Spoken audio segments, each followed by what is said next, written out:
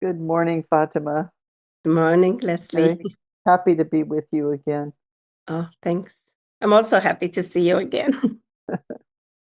Okay, Leslie, what do we have on our table? More Musa. More Musa. Yeah, Musa's story is all over the Quran. It's going to be hard to finish it, but we'll do the most important points, put them, on YouTube. And to go chapter by chapter in the Quran, that's what I teach in my classes anyway. So I will have them in my website. I think, if I'm not mistaken, when Musa went to Pharaoh, he had that talk when Musa was speaking to God, Yes. and he was given the command to go talk to Pharaoh, but speak gently. Right, right. Yeah, that's Yeah. where we stopped. Okay.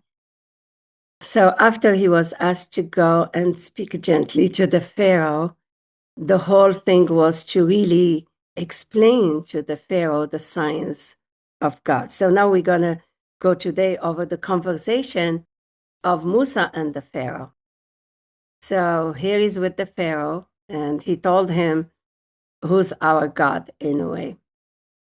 So it started with this verse, Inna qad uhiya ilayna. That's really in the Arabic sentence for, indeed, it was certainly inspired to us that the purification, which I always put al-adab again, and I keep explaining it to the audience until it clicks with them, that comes from the word adab, and we say ma adab means pure water. And usually you purify the water when you make him go through a process. We as a human, we only get to the truth after we suffer, and then we realize, oh, that suffering was really to lead me to the truth. Okay? So the suffering is only going to be upon who denies and turn away from the truth. What is the truth? The truth that Musa experienced, the power of I am, instead of giving your power away to someone that can control you. So Pharaoh is saying to Musa in verse 39, so who is your Rab, O Musa? Or you can say Rab is who's your higher self, O Musa. And Musa replied, our Rab is it who gave everything its creation, then guided. And I love this. So it created everything and then guided. So everything is guided, everything is by a measure, like whether in nature or in the human life. And then Pharaoh goes, so what about the first centuries? And Musa replied, knowledge thereof is with my Rab, which is a very good answer. Like, I don't know, but I know what I know now.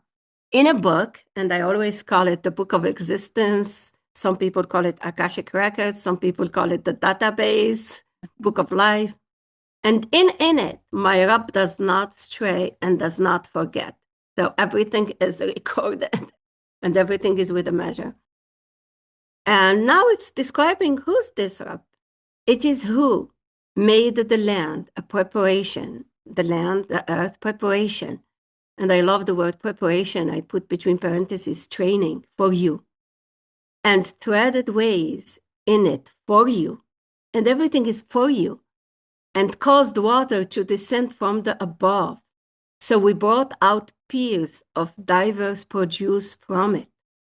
And when I mean by produce, if you look at the produce in the Quran, it's not only the vegetables, everything is a product of this water, and everything was created in pairs. And then it says, consume and attend to your blessings. And I love when it says to your blessings. Like basically, the higher self source is doing all of that for you, for your own blessings, for your own growth, for your own life. And it ended with, in that are truly signs for those imbued with reason. I mean, just give yourself some time to reason and you realize, what's this universe all about? What's the purpose of all this creation? And then it goes to the life cycles. From it, we created you. From it, from that earth. Okay? we created you, but not only the earth, there is also the water that comes down. And in it, we cause you to repeat. Oh, there is a repetition here. And from it, we bring you out another turn. So there is a process here. And then what I love it the most is the verse 56. It says, and certainly we truly caused him, okay, who's him? The Pharaoh, to see our signs, all of them. So he denied and refused. So the Pharaoh saw all the signs, the above signs. There is no stick yet. There is no snake here. These are the signs that Musa was guided to go share with the Pharaoh. There is no stick story yet. He didn't show him a stick yet.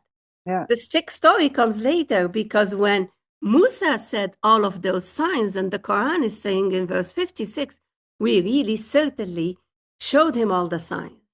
Then they said, which is the Pharaoh said, did you come to us to cause us to go out of our land by your manipulation, O Musa? Some people translate this word sihr as magic. And I don't like to put the word magic. Because really the word sihr in Arabic means manipulation. And every prophet, every messenger in the Quran was called that you came to manipulate us. And then what is the Pharaoh saying? So we will truly approach you with the manipulation like it. So just give us some time in a way.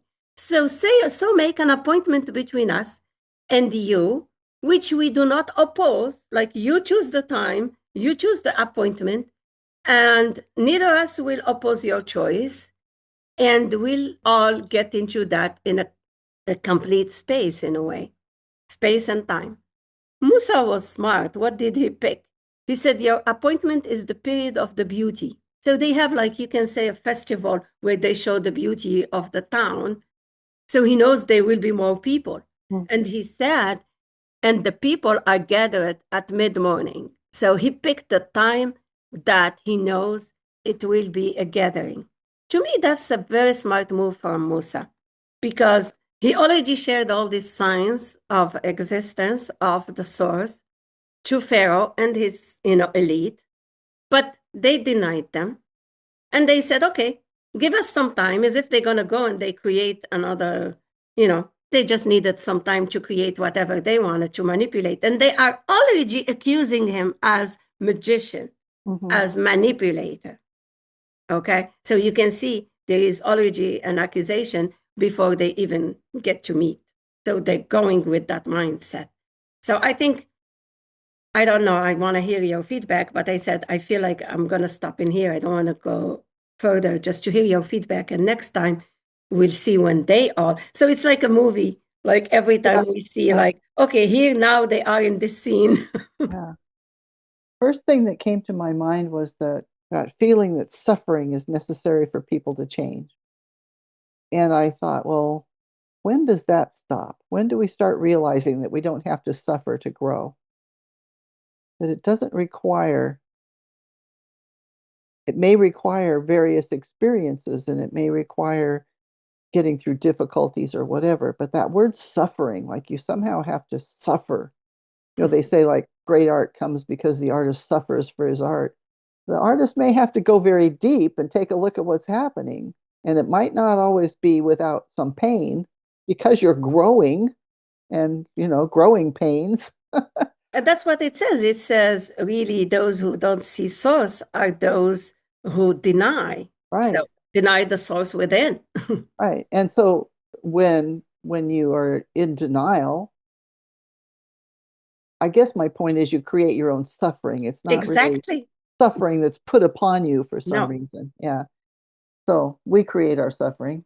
That was the one thing that came up. And then the other thing was really interesting to me that Pharaoh's interesting because he's kind of trying to be tricky. And he's fascinating that he's accusing Musa of being manipulative when in fact he's the one trying to manipulate the situation. And That's not Musa's kind new. of, yeah, Right. How I different. mean, Yeah. you can attack Yeah, someone to be a terrorist, but yeah, maybe you're exactly. doing the same act. Exactly. But I agree with you that Musa's, he just brings this, here's what's happening, and we want to talk about it. Let's talk about it. And I really feel like, I don't know, because I don't know the whole story, but I know that I feel like Pharaoh is saying, yeah, okay, we'll talk. Yeah, let's talk about it. And in the meantime, he's busy formulating plans about what he's going to do or what's going to happen. Hmm. And I agree with you that Musa is very smart to say, okay, if you're going to let me set the appointment, then let's Yeah, let it be here out in the public when there's all kinds of people. yeah. Yeah, a very, very interesting, this back and forth, and all throughout it, that thread of just look at the connection. And I want to go back to that word that keeps coming up that you pointed out that's so important in the Quran is remember. Remember, yep. Yeah. Yeah. And so for me, Musa's approach, the gentle approach, is trying to get Pharaoh to remember, you know, Hmm. look, here's what's possible, remember. Yeah. And Pharaoh's on a power trip, so he can't see that. Pharaoh's in that power over Hmm. paradigm. So, yeah, very fascinating, very interesting. Thank you. Yeah. Okay, so I see you then next week, and we'll see the next scene of Musa with everyone. Great. I love it. Okay, thank you, Leslie. Love you. I love you too. Thank you. Okay, bye. Bye bye.